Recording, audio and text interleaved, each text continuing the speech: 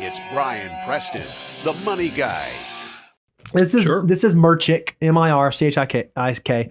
And they said, my child is on the autism spectrum, so I worry I'm going to have to support them forever.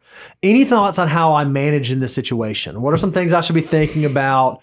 How should I approach this? I'm adding words here. I feel like I have an additional burden. Yeah. Anything that you would kind of speak to? Yeah, and I think anybody who's new to the show, I also have an autistic child that will likely need support for the rest of her life. And I think as a parent, that is extremely stressful from multiple sides. And the fact that while they're children, you're paying for all these occupational therapies, you're paying for speech. I mean, guys, I got to tell you, the cost of raising a special needs child is just, it's mind blowing. And that's why when you do your taxes and they have that hole where you the first 7.5% is excluded from medical deductibility. And you're like, wow, the government's not, making this ought to at least be deductible.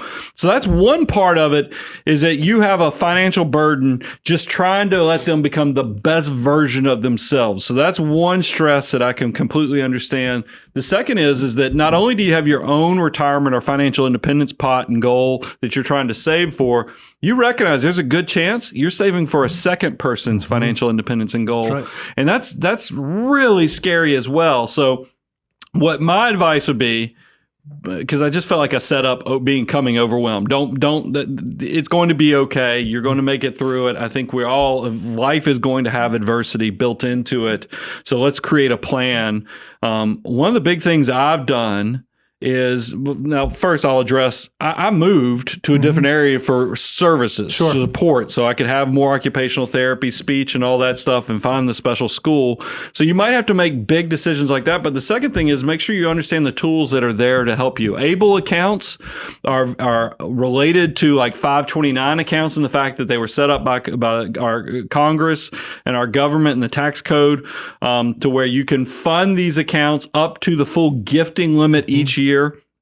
And then they grow completely tax deferred. And if you use them for the support of your special needs child, that it's completely tax free. So to an extent, they kind of not replaced, but are like a supplement, like a special needs trust, right? It kind of operates in a very simple way, but they also, up to a limit, and each state's a little different, it still allows you to qualify for some of the state benefits, and that's another benefit why these things were set up, because if you feel the responsibility that you should set up savings accounts for your children, they actually can work against them on them getting benefits for their support later in life. So you have to kind of navigate that in a special way. And that's why ABLE accounts were set up to help people get that tax-free growth, have accounts where you can save for the future, but not hurt you in a lot of those safety nets, social safety nets that have been set up by local communities and governments. So go research the ABLE accounts, and then just, love your child, and, I'll tell you, pray about it, and and then just try to plan well, because it's hard. I mean, it is not the easiest thing. And it's also something that takes time to kind of accept, and then also process, and then try to chart a path forward, because your life is different, but that doesn't mean different is worse. It just means different is going to be a different path than everybody else is doing. Another thing you have to do, any parents, but certainly those parents of special needs, you have to make sure that you've covered the risk basics that we always encourage. Do you have updated estate documents? Your estate plan is going to be a little bit different if there's a child who's going to require care later in life. Your life insurance needs may be a little bit different from how much of an insurable interest there is on your life. Make sure you are checking those boxes, because like you said, not only are you planning for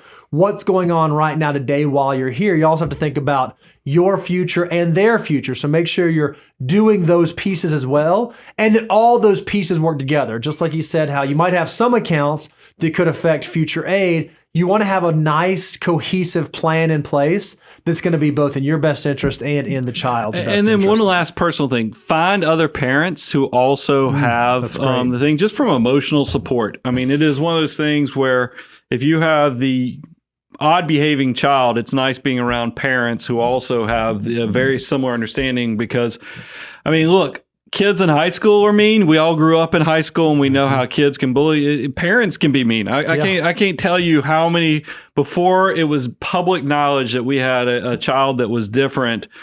Parents, other parents, you don't even realize you're doing it. They can be mean. So that's why I'm telling you, find you a good group of people. And that's what we found when we found this special school, is that not only is she getting to become the best version of herself, but also we found a peer group where when we go out on dates, double dates with these other parents, there's no awkwardness, or when we have play dates, there's not awkwardness.